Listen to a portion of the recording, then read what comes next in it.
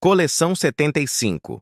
Uma coletânea de pensamentos é uma farmácia moral onde se encontram remédios para todos os males.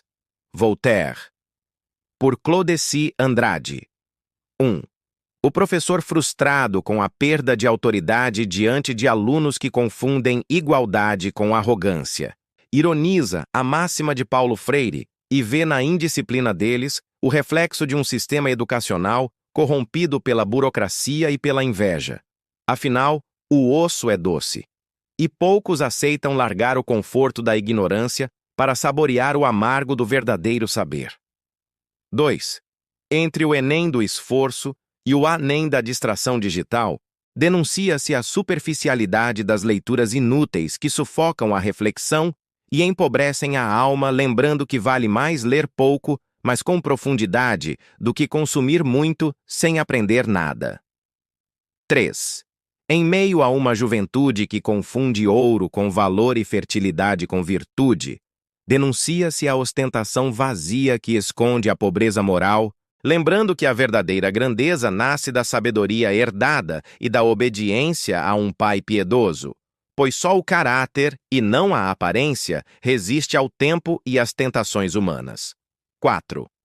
Critica-se a rejeição à internet como sintoma de ignorância disfarçada de prudência, afirmando que, em tempos de saber compartilhado, evitar o mundo digital revela não virtude, mas incapacidade, pois quem teme a rede demonstra não dominar nem a tecnologia, nem o pensamento que dela emerge.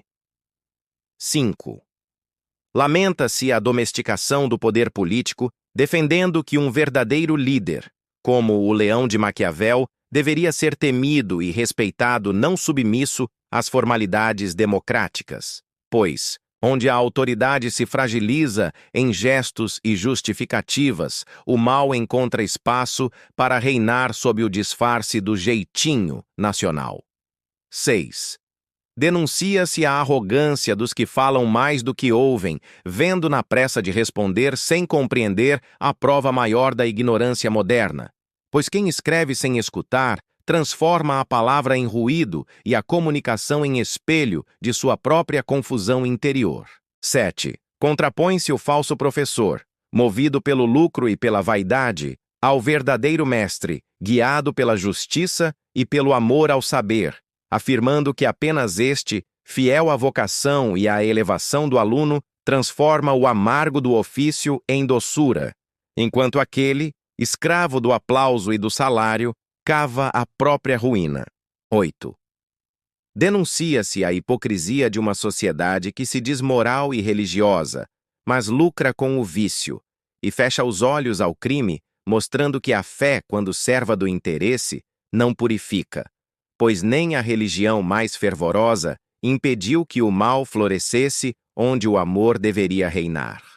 9. Reflete-se sobre a relatividade da beleza e da pureza, mostrando que a obsessão por limpeza e perfeição revela mais egoísmo que virtude, pois ao tentar padronizar o belo, a sociedade apaga as diferenças, e nessa ânsia de parecer limpa e ideal, torna-se paradoxalmente a mais impura das criações. 10. Questionando o culto à limpeza e à aparência, o pensamento usa o porco, nem intrinsecamente feio nem doente, para afirmar que a obsessão higiênica, quando patológica ou prejudicial, vira egoísmo, e que a humanidade, embora possua a mesma química do belo, se torna feia ao transformar a estética em medição e padronização, onde a ditadura social do gosto dissolve as diferenças. 11. Reconhece-se que todo caos externo reflete a desordem interior, afirmando que ninguém é vítima do acaso. A solidão, o fracasso e a pobreza são espelhos do próprio caráter, e negar isso com frases de autoajuda é apenas perpetuar a ilusão que impede a verdadeira mudança. 12. Transforma-se o câncer em metáfora de revelação e purificação, vendo na doença o impulso para romper com tudo o que é estagnado ou indiferente. Pois diante da urgência de viver a neutralidade, torna-se cumplicidade, e afastar-se dos passivos é um ato de defesa da própria energia e da saúde do espírito. 13. Denuncia-se a hipocrisia que silencia o debate sobre sexualidade nas escolas, mostrando que enquanto a mídia educa sem pudor, o professor é censurado por medo e moralismo. E que, sob o domínio do mercado e da fé disfarçada de virtude, o medo substituiu a ética, tornando o silêncio a maior forma de conivência. 14. Afirma-se que o inferno, ao punir, humaniza, enquanto a Igreja, ao simplificar Deus, o profana, tornando-se o céu dos condenados e o inferno do divino, pois bem e mal se confundem no uso que a razão lhes dá, e apenas o tolo preso à ignorância continua com a cabeça no buraco, incapaz de ver a verdade. 15. Sustenta-se que toda imposição moral revela carência e frustração, pois quem dita regras tenta compensar o que lhe falta. Por isso, ninguém deve ser modelo para ninguém. Afinal, até o conselho gratuito, como o afeto sem desejo, carece de valor quando não nasce da troca justa e consciente. 16.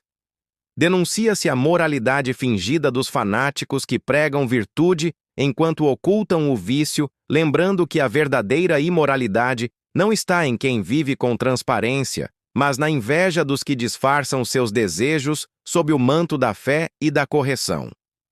17.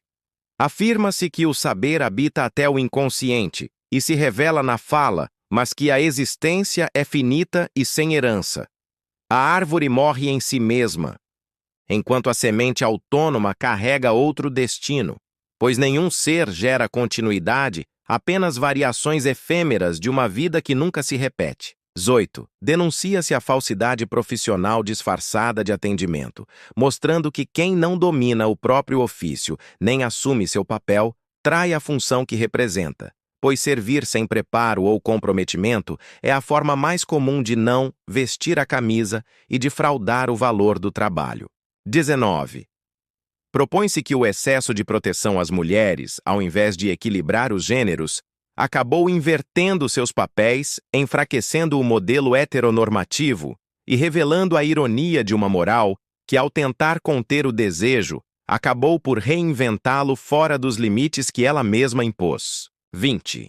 Ironiza-se a fé hipócrita ao afirmar que um Deus moldado por sentimentos humanos só age conforme a pureza de quem o invoca, e que toda oração nascida do ódio nada cria, pois revela mais o limite do orador do que o poder do divino.